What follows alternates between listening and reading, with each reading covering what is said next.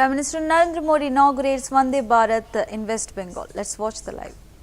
मूर्ति के साथ सफर कर रहा हूं और यह माता कामाख्या की जो भूमि है गुवाहाटी, वहां तक सफर तय करेगी। और प्रधानमंत्री नरेंद्र मोदी ने जब हरी झंडी दिखाकर इसका शुभारंभ किया तो इस ट्रेन के भीतर सफर करने वाले जो लोग हैं उनके चेहरे खिल उठे और भारत माता के जय के उद्घोष के साथ कहीं न कहीं जो पूरा जो वातावरण है वो गुंजायमान हो चुका है। और भारतम भारतम के नारे के साथ ट्रेन का परिचालन शुरू हो चुका है। असम और बंगाल की दूरी तो बिल्कुल कम हो ही जाएगी। जो ट्रेड और व्यापार करने वाले लोग हैं उनके लिए भी ये फायदेमंद होगा।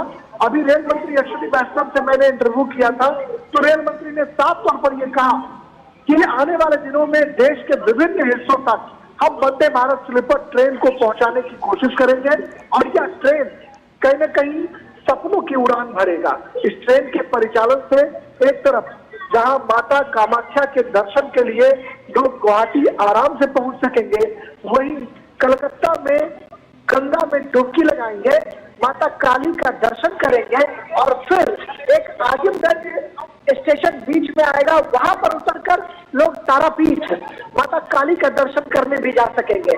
तो जो पर्यटन, धार्मिक पर्यटन है, इसको भी बढ़ावा मिलेगा, जो टूरिज्म है उसको भी बढ़ावा मिलेगा और जो हमारी जो व्यवस्था है, जो भारतीय रेल का जो अपना तंत्र है, उस तंत्र को भी आगे बढ़ने में बहुत मदद मिलेगी। बिल्कुल राजेश, आज हम तस्वीरों में देख रहे हैं कि प्रधानमंत्री नरेंद्र मोदी ने ट्रेन के अंदर का भी जायजा लिया। साफ तौर पर यहां पर स्पीड भी, सुरक्षा भी और सुविधाएं भी। यकीनन पश्चिम बंगाल को सिर्फ एक ट्रेन नहीं मिल रही बल्कि विकास की पटरी पर भी दौड़ने का एक अवसर मिला है। हाँ, बिल्कुल आपने सही कहा कि सिर्फ पश्चिम बंगाल और असम नहीं, यह देश के लिए एक युगांतकारी परिवर्तन का संदेश लेकर वंदे भारत ट्रेन आया है। जब वंदे भारत चेयर कार की शुरुआत हुई तो आपको याद होगा कि जब पहली मर्तबा दिल्ली से बनारस के लिए ट्रेन खुली थी, फिर दिल्ली से जम्मू के लिए ट्रेन खुली थी, तो लोगों ने यह कल्पना नहीं की होगी जया कि भारत में एक सेमी हाई स्पीड ट्रेन का परिचालन हर एक शहरों के लिए हो। ये उम्मीद की थी भारत सरकार ने कि हम 100 से ज्यादा वंदे भारत ट्रेनों का परिचालन शुरू करेंगे। आज एक सीमांत के तौर पर हम कह सकते हैं कि नॉर्थ के जो इलाके हैं वह भी जुड़ चुके हैं और जो आपका नॉर्थ ईस्ट के जो सबसे सुदूर इलाके हैं मिजोरम की राजधानी आइजोल रेल पटरियों से जुड़ चुकी है और वहां से राजधानी ट्रेन का परिचालन शुरू हो चुका है। और आज रेल मंत्री ने कहा कि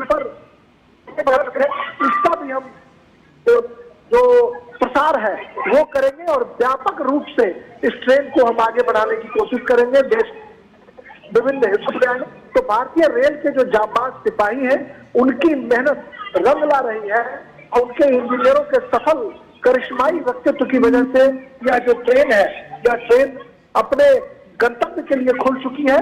और ये मानता हूं कि ये मील का पत्थर इसलिए भी साबित होगा कि धार्मिक पर्यटन में रुचि रखने वाले लोगों यहाँ इस ट्रेन सफर करें, वहीं न्यू जलपाईगुड़ी से गुवाहाटी जाने वाले और न्यू जलपाईगुड़ी से हावड़ा जाने में जिन लोगों को एक बोझिल सफर का सामना करना पड़ता था, उनके लिए ये वंदे भारत ट्रेन सुहाना सफर का आनंद जो है वो उपलब्ध कराएगी। बिल्कुल, कोलकाता, हावड़ा, न्यू जलपाईगुड़ी जैसे रूट्स पर यात्रा का समय घट रहा है, बिजनेस मूवमेंट तेज हो रहा है।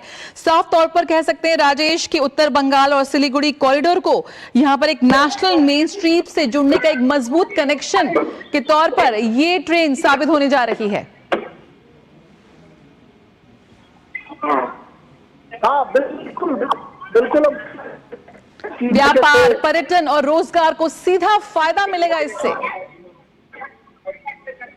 हाँ, बिल्कुल आपने सही कहा गया कि जिस तरीके से व्यापार, रोजगार और पर्यटन का जो एक अनोखा आनंद है वो लोग उठा सकेंगे। कल मेरी बात हो रही थी तो मालदा के जो बहुत सारे व्यवसायी हैं उन्होंने कहा कि हमें जब न्यू जलपाईगुड़ी तक की यात्रा करनी होती थी तो पूरे दिन भर का सफर करना होता था और काफी बोझिल यात्रा की वजह से हम वहां से आना जाना एक दिन में सुनिश्चित नहीं कर पाते थे।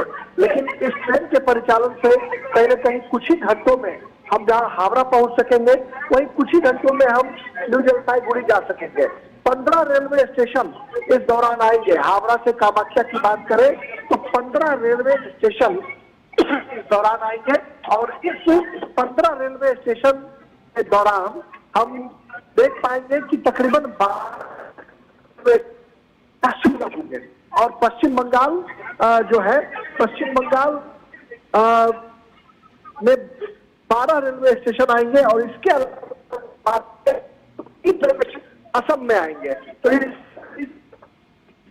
और पश्चिम बंगाल की दूरी कम हो जाएगी और प्रधानमंत्री लगातार ये कहते रहे हैं कि पूरब के विकास के बिना देश का विकास संभव नहीं है। तो आज जब वंदे भारत ट्रेन का परिचालन शुरू पूरब को मजबूती मिली है, उत्तर जो पूर्वोत्तर है उसको मजबूती मिली है और एक बड़ा हम कह सकते हैं कि एक युगांतकारी परिवर्तन भारतीय रेल के इतिहास में होने जा रहा है। और इस ट्रेन का परिचालन जब देश के विभिन्न हिस्सों तक होगा तो हम कह सकते हैं कि एक बड़े फलक पर भारतीय रेल की धमक पहुंचेगी। भारतीय रेल दुनिया भर के मुल्क के साथ अपने को compete करने के लिए कहीं ना कहीं आगे बढ़ रही है। हम जानते हैं कि जो भारतीय जो कर्मी है वो लगातार अपने उद्यम से अपनी परिश्रम से लगातार इसे आगे बढ़ा रहे हैं। भारत सरकार के रेल मंत्री को आगे बढ़ाने की बात करते हैं और शायद यही वजह है कि रेल मंत्री के अथक की वजह से भी ये संभव हो पाया है। एक एक प्रोजेक्ट की खुद से निगरानी करना रेल मंत्री की फितरत रही है, क्योंकि वो इंजीनियर रहे हैं और निश्चित तौर पर ब्यूरोक्रेट भी रहे हैं।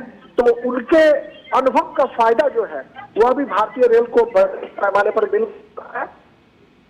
रेल जिस तरीके से भारतीय रेल की प्रगति मिल रही है, हम कह सकते हैं कि आने वाले दिनों में जब बुलेट ट्रेन का परिचालन शुरू होगा तो निश्चित तौर पर भारतीय रेल का इतिहास और भी स्वर्णिम होगा और भारतीय रेल दुनिया भर के मुल्क के रेल नेटवर्क से वे अपने को compete कर सकेगा। Semi high speed train Vande Bharat का परिचालन देश में शुरू हो चुका है और अब बुलेट चलाने की तैयारी जो है वो अहमदाबाद और मुंबई के बीच चल रही है। वह काम भी बेहद प्रगति पर है, जिसकी समीक्षा बीच में रेल मंत्री अश्विनी वैष्णव अक्सर किया करते हैं और ये उम्मीद की जानी चाहिए कि बुलेट ट्रेन का परिचालन भी हिंदुस्तान जल्द ही शुरू कर पाएगा। बिल्कुल। और राजेश, यहाँ पर साफ तौर पर ये ट्रेन सिर्फ एक ट्रांसपोर्ट नहीं, ट्रांसफॉर्मेशन का प्रतीक बन चुकी है।